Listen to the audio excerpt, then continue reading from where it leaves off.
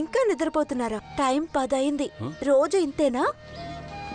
సరిగ్గా నిద్రపోయి 4 రోజులైంది. ఎంత నిద్ర లేదన్నా నేను 4 గంటలకి లేచిపోతాను. రాణమ్మ నేర్పిందే. నిద్ర మేల్కోవడం ఎవరైనా నేర్పించాలా? మంచి ఆడపిల్లలైతే సూర్యోదయానికి ముందే లేవాలని రాణమ్మ నేర్పించింది. ఇక్కడ అందరూ లేవడానికి 12:30 అవుతుంది. నేను మణిమావ తెల్లారుజామే లేచిపోతాం. అయితే అన్ని నేర్పించేది రాణి అమ్మేనా? రాణమ్మ చెడ్డ ఆడదు కదా. చెడ్డవాళ్ళకి వెలుతురంటే ఇష్టం ఉండదు. వాళ్ళు చీకట్లోనే బతుకుతున్నారట. వాళ్ళకి రాత్రి మాత్రమే ఉందట. ఎవరివన్నీ చెప్తున్నారు? రాణమ్మ. టీ ఎలా ఉంది? ఏదో పర్వాలేదులే. నేనే పెట్టాను. అయితే బాగుంది. నేను వంటగదికి వెళ్ళాలన్న విషయం దేవమ్మకు తెలిస్తే నన్ను తిట్టి పారేస్తుంది. చెప్పకుండా ఇంత మంచి టీ చేస్తే ఎవరైనా తిట్టకుండా ఉంటారా? అది మాత్రమే కాదు, వేడి నిప్పు పడి నా అందమే పోతుందట. కాస్త వేనేళ్లు పడితే ఇక అంతే. తర్వాత ఏం చేస్తావని దేవమ్మ అడుగుతుంది. ఈ కారణంగా దేవమ్మ రాణమ్మ ఎన్నిసార్లు గొడవ పడ్డారో తెలుసా? అవును, నువ్వు ఇంత బాగా తెలుగులో మాట్లాడుతున్నావు. అది రాణమ్మ నేర్పించిందే. రాణమ్మ గారు నిజంగా సూపర్. నేను రాణమ్మతో ఒక విషయం చెప్పాను. ఏమని? పైన ఒక డాక్టర్ ఉన్నారని. అయ్యో బాబాయ్, నేను చెప్పాను కదా ఎవరితోనూ చెప్పకూడదు. అయ్యో ఏం భయపడొద్దు. ఉదయం టీ తీసుకుని వెళ్ళమన్నదే రాణమ్మే. తను చాలా అమాయకురాలు. రాణమ్మ నిజమైన పేరు పద్మిని. ఊళ్ళో ఏదో ఒక గొప్పింట్లో పుట్టిన ఆవిడే. ఓ, అందుకేనా నువ్వు కూడా తెలుగు ఇంత బాగా మాట్లాడుతున్నావు? భర్త కూతురు ఉన్నారట. ఒక తప్పుడు నిర్ణయంతో ఊరదలొచ్చేశారు. ప్రేమ. అయ్యో అయ్యో, ఇవన్నీ ఎవరితోనూ చెప్పకూడదని రాణమ్మ నాతో చెప్పింది. చెప్పకండి. చెప్తారా? చెప్తాను. నేను తాగిన తర్వాత సైకిల్ మీద వెళ్ళి మైక్ తీసుకుని ఊళ్ళో అందరికీ చెప్తాను.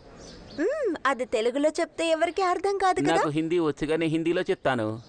నాకు చైనీస్ కూడా బాగా వచ్చు. చైనీస్ భాష సూపర్ గా మాట్లాడతాను. లింక్ వాణి జాకీ షాని రాణి మామా చూకా సుట్పా. మీరు ఇలా చేయకూడదు. చెప్పకండి. ఆ దేవుడు కూడా క్షమించడు. నీకు బుర్ర చాలా ఎక్కువ కదా. అందరూ చెప్తారు. ఏడ్సేవులే. ఈ ఊళ్ళో వాళ్ళు ఎవరికైనా చైనీస్ భాష వస్తుందా? మొద్దు. ఇదిగో చూడు, మనం ఒక్క రోజులోనే ఇన్ని విషయాలు ఓపెన్గా మాట్లాడుకున్నందువల్ల నన్ను అంటే ఓ చెడ్డవాడిని చూసినట్టుగా చూడకూడదు. నాకు ఒక అది బాత్రూమ్ ఎక్కడుంది? అందుకు కిందకి రావాలి. లేదంటే అక్కడెక్కడ వెళ్ళినా పర్వాలేదు. అది నేను ఇప్పుడు ఇది మాత్రమే వెళ్ళాలి. అందుకు ఇంత చోటు సరిపోదా? సరిపోతుంది కదా.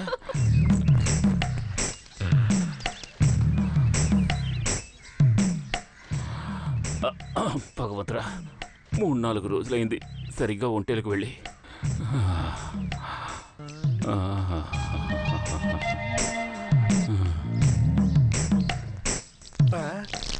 ఈ నీళ్ళేంటి? పసుపు వర్షం. అమ్మా, ఇది పసుపు వర్షం. అయ్యో మావయ్య, అది పసుపు వర్షం కాదు, మూత్ర వర్షం. ఏమంటున్నావు నువ్వు? ఎవరు పైనుంచి పోస్తున్నారట? అయ్యో సారీ, తెలుగులో జరిగిపోయింది. నువ్వేంటి ఇక్కడ ఉన్నావు? ఒకటికి వెళ్దామని వచ్చాను. ఇదేమన్నా బాత్రూమా? ఇక్కడ నువ్వు దాక్కున్నావు కదా. ఈ రోజు నిన్ను. అయ్యో రాణమ్మా, ఏమైంది? అయిపోయింది, అంతా అయిపోయింది. ఏంటి? ఆ డాక్టర్ ని మణిమావ చూశారు. దేవం ఈ రోజు అతను చంపేస్తుంది. అయితే నీకేంటి? నాకేం లేదు. ఏదేమైనా అతని పాపం కదా. డాక్టర్ అంటే బాగా చదువుకున్న వాళ్ళు, తెలివైన వాళ్ళని నువ్వే కదా చెప్పావు. ఏం చెప్పాలో తెలియట్లేదు. దేవం ఏం చేయకుండా ఉంటే చాలు.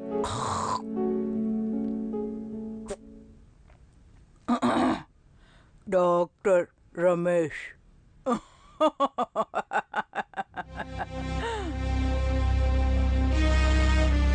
చేతిలో 10 పైసలు కూడా లేని డాక్టర్. నా పర్సు ఎవరో కొట్టేశారు. మరైతే ఆ ఊరగాయలు? ఆవకాయ డాక్టర్ ఉంటాడు. నిన్న పైన రూమ్ లో డాక్టర్ ఎవరినైనా చూసారా? ఎవరు? ఒక ఆడపిల్లని. చెప్పండి డాక్టర్ గారు, చూసారా? లేదు, నేనెవరిని చూడలేదు. అబద్ధం. అబద్ధం చెప్పకూడదు.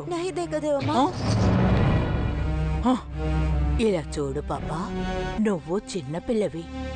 అనవసరమైన విషయాల్లో కల్పించుకోకూడదు. వెళ్ళు, లోపలికి వెళ్ళు, వెళ్ళు.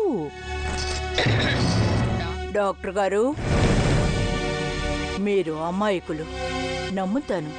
కానీ నా దగ్గరకు వచ్చాక చేతులోపుకుంటూ వెళ్తే చూస్తూ ఊరుకోను. అచ్చా. ఏదైనా తప్పు జరిగితే చంపి పారేస్తాను. ఏం చేస్తున్నారు? వదలండి. అసలు ఆయన ఏం తప్పు చేశారని మీరు ఇలా పోలీసులు వచ్చినందుకు దాక్కున్నారు, అంతే కదా ఆయన చేసింది. ఉమ్? వీడు నీకేమవుతాడే? వీడిని నిన్నంతా నీ రూమ్లోనే దాచిపెట్టినట్టున్నావు. అలా చేస్తే ఏమవుతుంది? రాణి, నువ్వు అనవసరమైన విషయాలన్నిటికీ గొడవ పడుతున్నావు. అవసరమైన దానికే. వీణ్ణి ఇక్కడే ఉంచాలి అని అనుకుంటున్నావా? నేను అలాగే ఆలోచిస్తున్నాను. నీకేమైనా పిచ్చి పట్టిందా? అవును, పిచ్చి. రా, వచ్చి చూడు. హ. ఇదిగో చూడు, పోలీసులు తీసుకొచ్చి దిగబెట్టి వెళ్ళిపోయారు.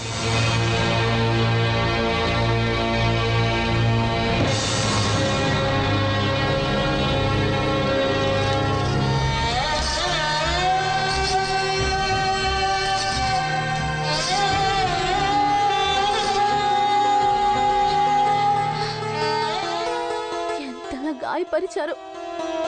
ఒరే కుక్కలరా, మిమ్మల్ని నేను ఊరికే వదిలిపెట్టను. ఆగు. ఏం చేశారో చూసావు కదా, నా కూతుర్ని ఏం చేశారో చూసారా? వాళ్ళని వెళ్ళి కలవాలి. వదలండి, నన్ను వదిలిపెట్టండి. ఎవడైనా సరే వాడిని ప్రాణాలతో వదలను. వాడిని చంపి పారేస్తాను. వదలండి, నన్ను వదలండి. వద్దు.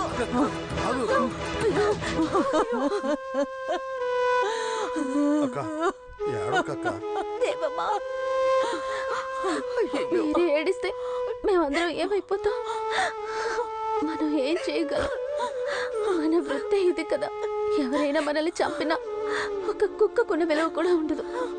వాళ్ళ చేతుల్లో అధికారం ఉంది, వాళ్ళు ఏమైనా చేయగలరు. చిన్నపిల్ల కదా, అలా ఎలా ఉంటుంది. దానికి తను ఇంత టెన్షన్ అవడం ఇదిగో ఎందుకు? ముసలి అడ్డుపోతావా? నువ్వు పోరా. మణి, ఆ, తన్ని వెంటనే హాస్పిటల్కి తీసుకువెళ్ళాలి. త్వరగా వెళ్ళు. నేను వెళ్ళి చూడనా ఏంటి? ఆ అమ్మాయిని?